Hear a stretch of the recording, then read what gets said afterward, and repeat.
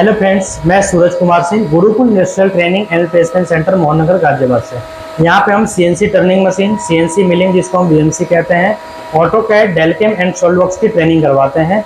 ठीक है, आज के इस वीडियो में हम आपको बताएंगे सीएनसी मशीन के मेन पार्ट्स के बारे में, मशीन पे दिखाएंगे, क्योंकि पिछले वीडियो में मैंने आपको हर पार्ट का नाम बताया था। सबसे पहले मैंने आपको बताया था हेड स्टॉक के बारे में। हेड स्टॉक असेंबली जो होता है वो हमारे स्पेंडल को अलाइन करके रखता है, जिससे हमारा वर्कपीस रोटेट होता है। ठीक है, क्लॉकवाइज डायरेक्शन में और एंटी क्लॉकवाइज डायरेक्शन में, जिसको हम काउंटर क्लॉकवाइज डायरेक्शन भी बोलते हैं। सबसे पहले आप देख लो कि हेड स्टॉक असेंबली लगा कहाँ होता है मशीन के अंदर में। ये जो होता है हमारा, ये होता है हमारा हेड स्टॉक असेंबली, जिसके अंदर हमारा स्पेंडल अलाइन रहता है।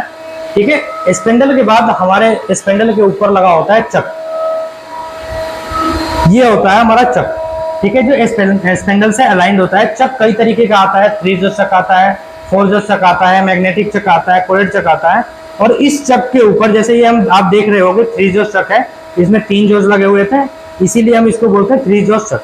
चक के ऊपर हमारा मास्टर जोस लगा होता है, मास्टर जोस के ऊपर हमारा जॉस होता है, और जॉस के अंदर हम किसी भी वर्क पीस को हम इसके अंदर क्लैंप और अनक्लैंप करते हैं। क्लैंप करने से हमारा वर्क पीस को पकड़ लेता है जॉस। जैसे ही हमारा फुट स्विच होता है, फुट स्विच के हेल्प से हाइड्रोलिक प्रेशर लगा होता है, जिसके हेल्प से ये यहाँ पे हम फुट स्विच को एक बार प्रेस करेंगे तो ये चक हमारा क्लैंप हो गया, और एक बार फिर प्रेस करेंगे तो ये हमारा अनक्लैंप हो गया।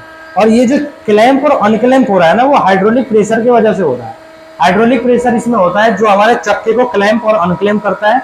और दूसरा हमारा जो टेलेस्टॉक होता है, जो कि ये हमारा टेलेस्टॉक होता है, ये टेलेस्टॉक होता है। इस टेलेस्टॉक का काम होता है किसी भी लॉन्ग वर्कपीस को एंड पॉइंट से सपोर्ट करता है, जिससे वो हमारा वर्कपीस हो वो सेंटर टू सेंटर रोटेट हो। ये टेलेस्टॉक के आगे हमारा रिवॉल्विंग सेंटर लगा होता है, रिवॉल्विंग सेंटर एंड पीस को सपोर्ट करता है। ठीक है, इसके बाद ये हमारा होता है टरेट। टरेट के अंदर हम टूल को बांधते हैं। ये हमारा टूल लगा हुआ है, आप देख रहे होगे अलग अलग टूल लगा हुआ है। अलग अलग टूल से अलग अलग ऑपरेशन करते हैं। जैसे ये हमारा टर्निंग का टूल हो गया, ये भी टर्निंग का टूल हो गया, ये ग्रूविंग का टूल हो गया, ये हमारा बोरिंग बार हो गया। बोरिंग बार जो लगाते हैं हम लगाते हैं पॉकेट के अंदर। पॉकेट के अंदर हमारा स्लिप होता है, और स्लिप के अंदर हम बोरिंग बार या ड्रिल को बांधते हैं। ठीक है, जो हमारा टरेट होता है ये 2 एक्सिस में मूव होता है, एक्स एक्सिस और जेड एक्सिस। अगर ये टरेट हमारा ऊपर नीचे हो रहा है तो ये एक्स एक्सिस में होगा, और आगे पीछे हो रहा है तो ये जेड एक्सिस में होगा। जैसे मैं करके दिखाता हूँ, ये आगे पीछे हो रहा है, ये जेड माइनस में हो रहा है, यानी कि जेड एक्सिस बोल सकते हैं इसको। और ये ऊपर नीचे होगा, ये नीचे हो रहा है तो एक्स माइनस में, ऊपर हो रहा है तो एक्स प्लस में। तो ये हमारा एक्स एक्सिस में ऊपर होता है, और आगे पीछे जो होता है वो जेड एक्सिस में होता है। इसीलिए हम इस मशीन को 2 एक्सिस मशीन कहते हैं। ठीक है, अब मैं आपको दिखाता हूँ हाइड्रोलिक जो प्रेशर बनाता है।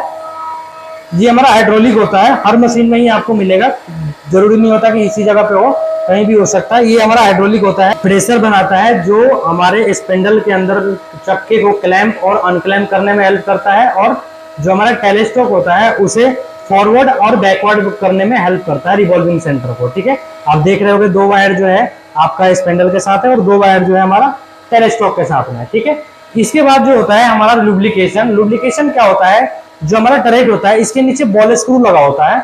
बॉल स्क्रू को जो होता है टरेट के साथ साथ वो रनिंग करते रहता है, तो उसके ऊपर हमें लुब्रिकेंट करने के लिए लुब्रिकेशन का एक टैंक होता है जो साइड में रहता है। ये जो टैंक है ये लुब्रिकेशन टैंक है। ये हमेशा इसके अंदर टाइमर लगा होता है। ये टाइमर हर 30 मिनट में 3 सेकंड के लिए ऑन होता है, और मोटर चलता है उसका, और लुब्रिकेंट करके ये वापस बंद हो जाता है।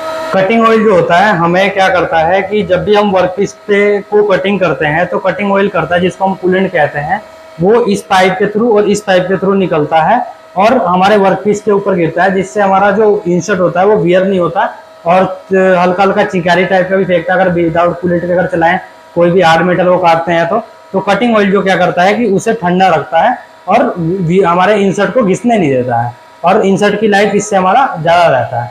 ठीक है, आज के वीडियो में बस इतना ही है मेन पार्ट्स के बारे में। नेक्स्ट वीडियो में मैं आपको नेक्स्ट टॉपिक के बारे में बताऊंगा। Okay, thank you.